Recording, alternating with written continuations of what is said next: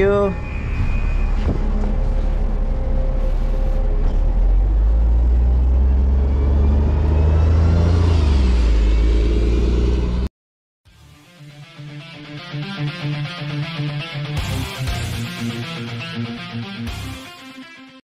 Yo, what's up mga kapinboy? Good morning, good morning, good morning.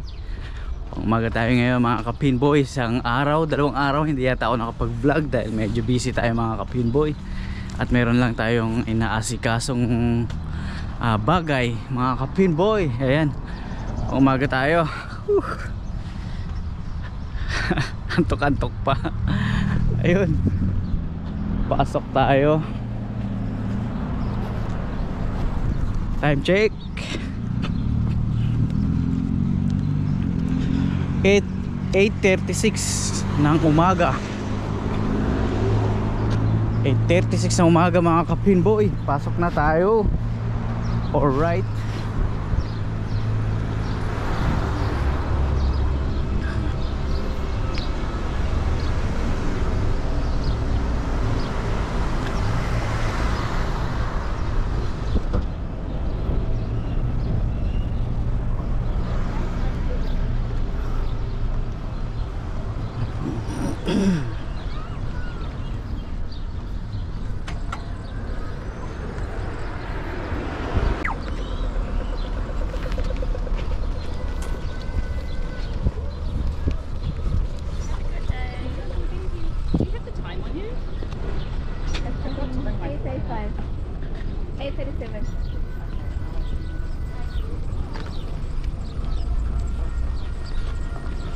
Alright, dito na tayo sa bus stop. Anong oras kaya dadaan yung bus? Anong oras kaya dadaan yung bus?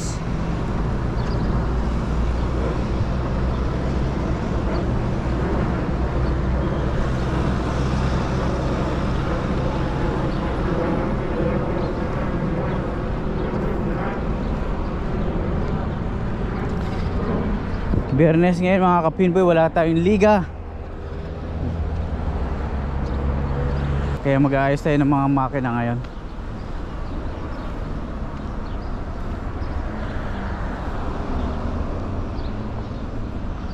Ayan, mag-aabang tayo ng bus dito. Sana dumaan na.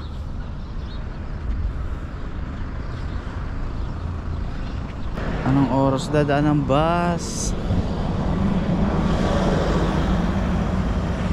Natin sa application.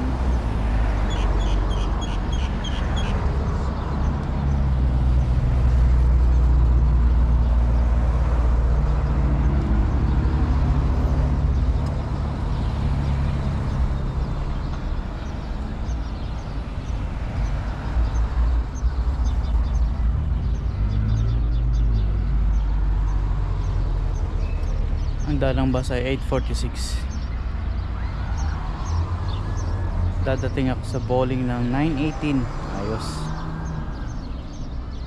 Ilang minuto na lang mga kapinboy, dadaan na yung bus. Right. Antayin lang natin dito.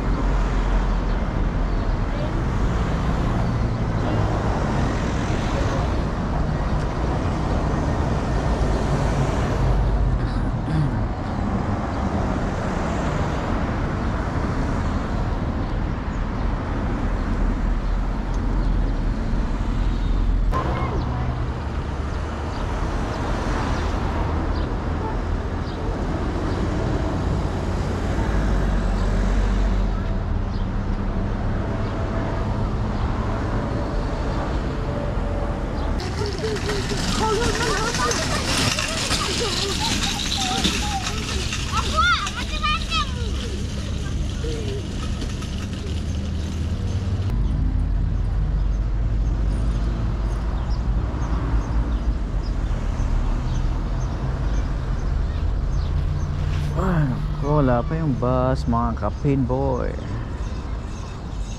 8:45. Ayun, nandun sa kabila. Nasa kabila na yung bus.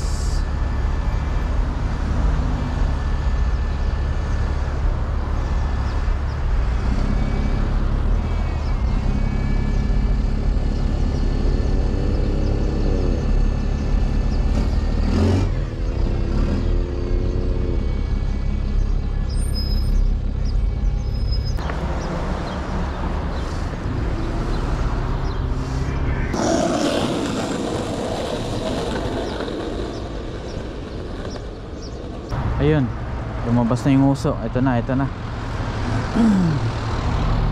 Andito na mga kapin boy.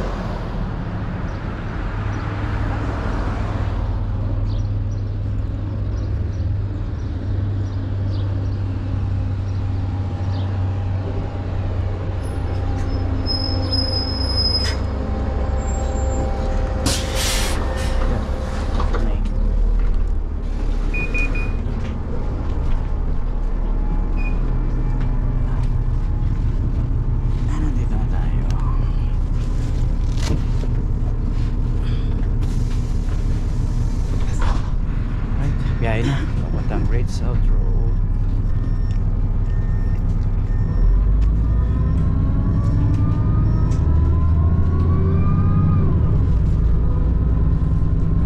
Tigura yung Palms, Matigura yung Weymouth. Palms Road, Weymouth Road. Alright mga boy, layo-layo pa tayo. Tigura yung Sturdy. Sturdy Road. Maraming estudyanteng bumaba ngayon.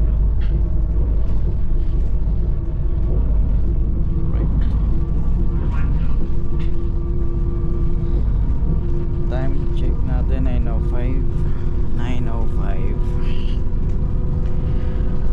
9:18 ang dating natin sa Great South Road. So ayan, biyahe lang tayo. Makipukaku Matanaw Manika.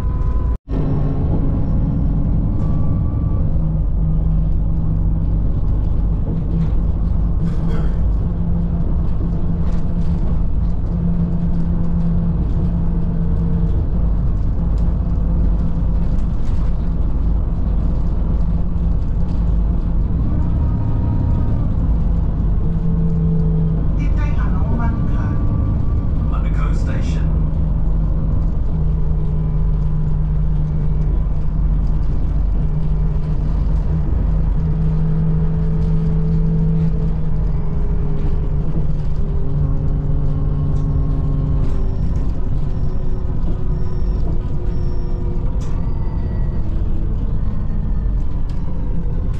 Nandito na naman tayo sa Monaco bus station sa MIT. Ito. Right, malapit na tayo sa Great South Road. Tigura yung Great South. Magdiarahana yung Ako na lang mag-isang pasahero. Great South Road, Ronwood Avenue. Ayun, nandito na tayo sa Great South Road. Ako na lang mag-isang nakasakay. At wala na, nagsibabaan na yung mga kasabay kong pasahero.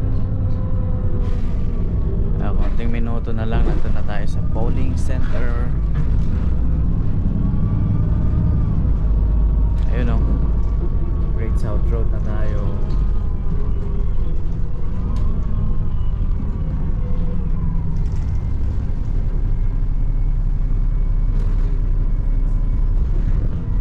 Right, kita-kita tayo sa bowling.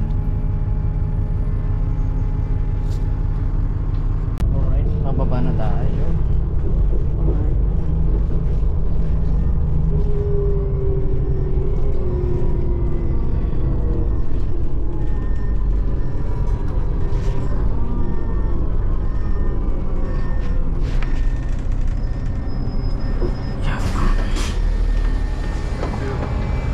Thank you.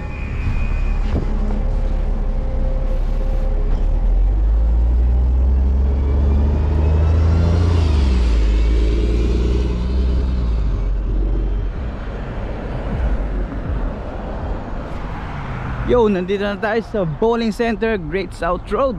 Ayan o, 10-pin bowling and Super Strike. Alright.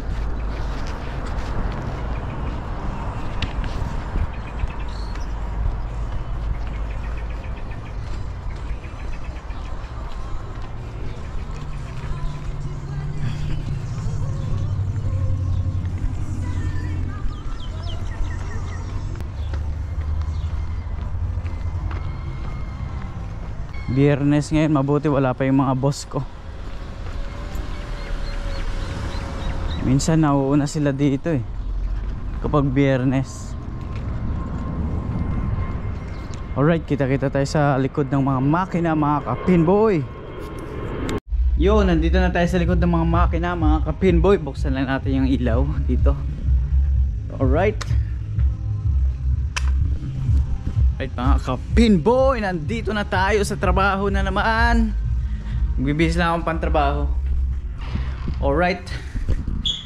Ayun o, nag-init tayo ng pagkain dun sa labas. Mainit-init pa. Ayan.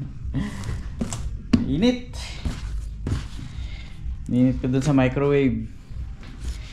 Para mamaya pag nagutom diretso na. Oh, ilabas din natin yung ating palaman. Ating tinapay. Nagpainit din ako ng tubig doon. Kukuha ako ng tsaa mamaya sa labas.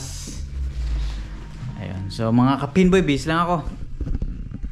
Alright mga ka-pinboy, naglilinis tayo ng lanes ngayon. Nandito na ako banda sa dulo. Sana ba yung oiling machine ko?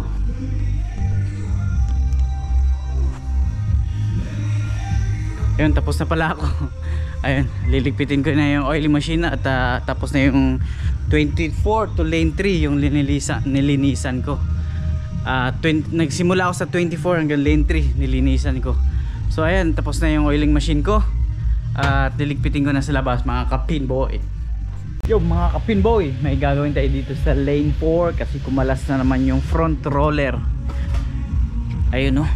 Kung nakikita nyo, ayun oh, may nakasingit na mga pins. Tanggal yung roller oh. Ayan, medyo madugo-dugo to kasi may spring na ang tindi ng tension. Pepersahin ko yan para mailagay ko uli yung roller. May spring yan eh sa ilalim. Napakatigas sa ba natin. So ayan, yan ang aking project ngayon. Yan ang aking gagawin. Yan yung front roller ng lane 4 kumalas. Ayun oh, tanggal no, naipitan pa ng mga pins. So yan ang aking ikakapit ngayon mga ka-pinboy. Ngayon yung Biyernes ng umaga. Woohoo! Yung mga ka-pinboy, kausapin ko lang yung boss ko kasi meron akong ano sa kanila, i-recommenda na kababayan natin na nandito sa New Zealand.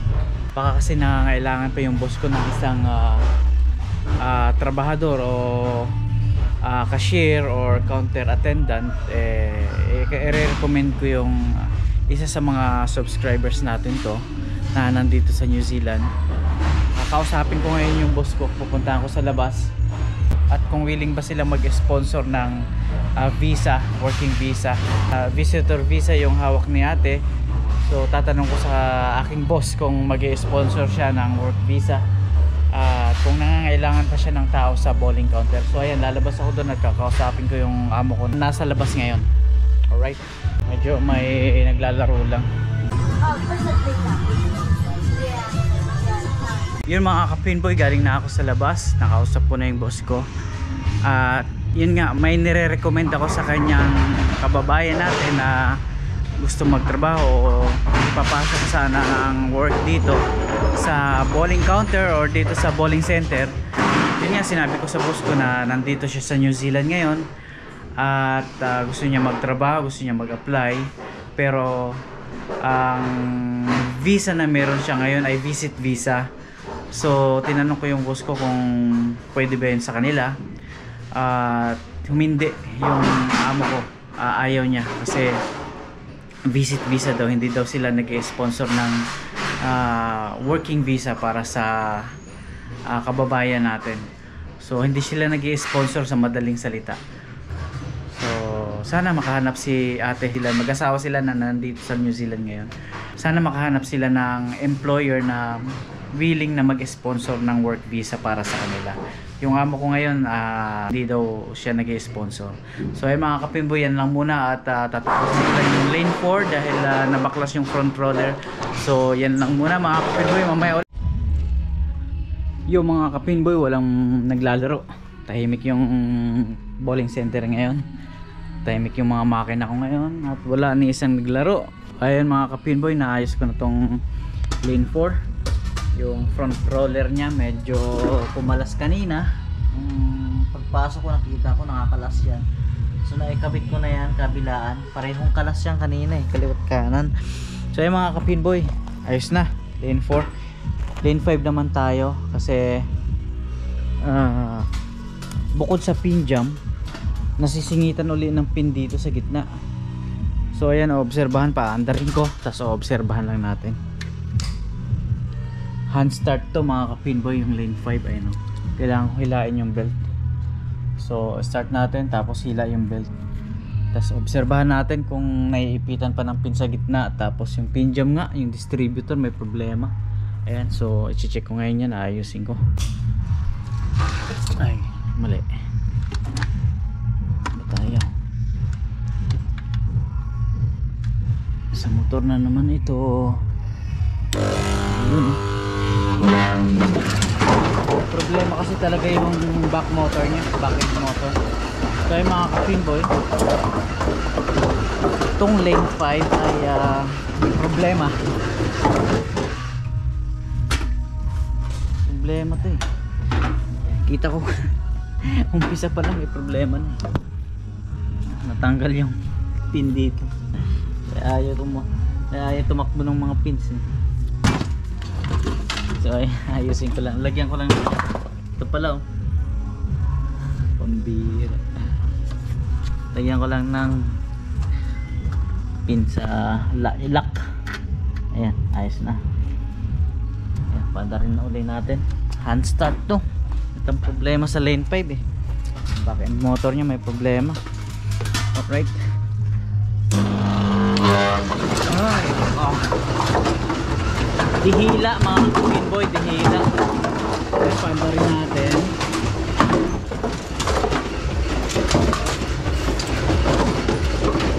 May ipita ng pin to. Distributor, ewan ko kung okay na. Kagabi ayun, medyo mabagal doon. So yun yung ating pag-aaralan at i-check at ayusin. Minsan pag nagsiset ng ganyan, may mga sumasamang down pin, pin number 1. Ayusin natin yan.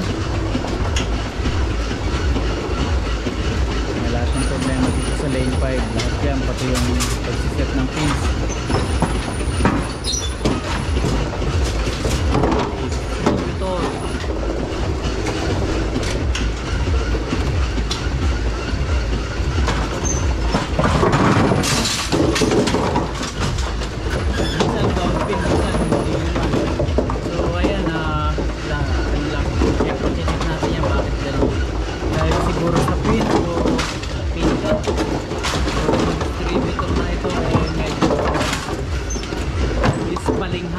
Minsan okay, minsan hindi.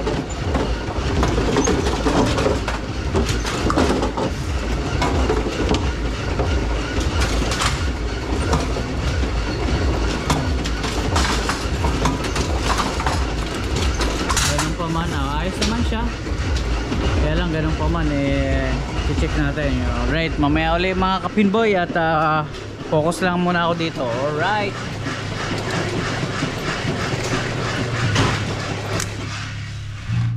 Ay hindi pala, alauna na pala rito. Bago ko gawin yun, kakain muna ako dahil tanghali na mga kapinboy. Ayan ko lang ilagay ha. Alauna na, mag-aalauna na pala dito. Tubahan ko adobong yobab. Ayan, hugasan ko lang yung kutsara ko.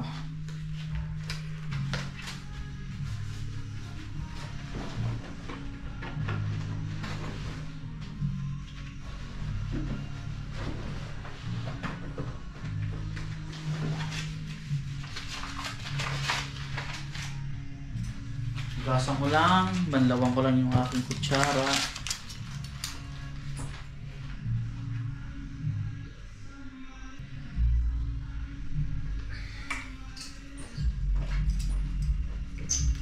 Yun mga kapinboy, kakain na tayo, tanghalian.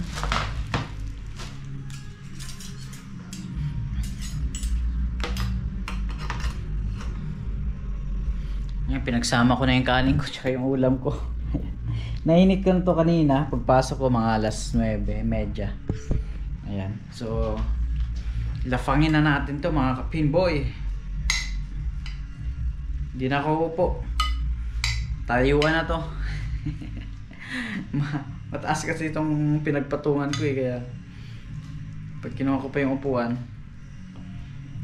mababa. Alright, kain po tayo.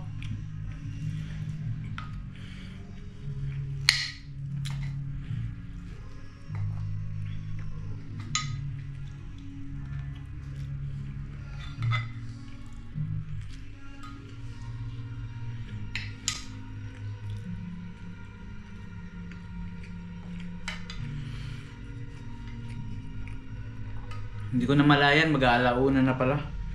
Nabisi din ako sa lane 4, yung ginawa ko sa lane 4. Medyo natagalan ako doon kasi kailangan ng pwersa eh. Yung tension ng spring yung kalaban mo rin, ang hirap na hilain. Ngayon, ginawa natin ng paraan.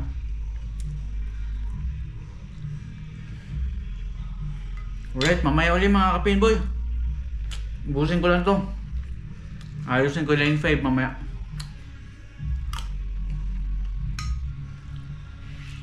Yun na, ayos na natin yung lane 5 mga kapinboy. Ayos na. Gumana na to. Ito ang susunod natin ay lane 17. Yung 17 kasi nagbo-ball stock dito. Ayusin ko lang naman to.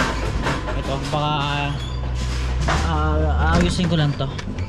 Kasi parang natanggal na yung kanyang ano rito.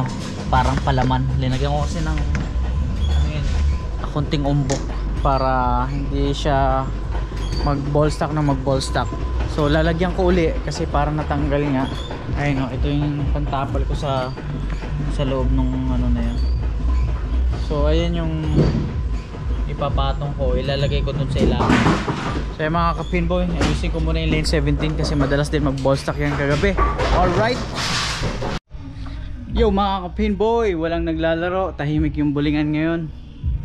Na check ko na yung lane 17, ayos ko na, lane 5, lane 4 kanina. Ayan, so pahinga na tayo. Alas 2 na lang hapon dito mga kapinboy. At medyo wala masyadong customer ngayon. Magdadatingin ang mga customer dito mga hapon na siguro, alas 4, alas 5 hanggang sa gabi na. Ayan mga kapinboy, alas 2 na rito. At walang naglalaro ni isa, walang tao sa bulingan. At yun, check up lang. Katatapos ko lang ng lane 17, yung ball stock palagi. So yun mga kapinboy, pahinga muna tayo konti, petiks muna. At malapit na dumating si Maka, maya lang alas 4 nandito na yun. Alright mga kapinboy, yan muna. Yo mga kapinboy, pauwi na tayo. Kaso lobat, drain yung GoPro ko. Charge ko muna to. Ayan, hanggang dito lang muna. Maraming salamat po. Pauwi na ako. Alright, si Maka nandito. Okay. No battery.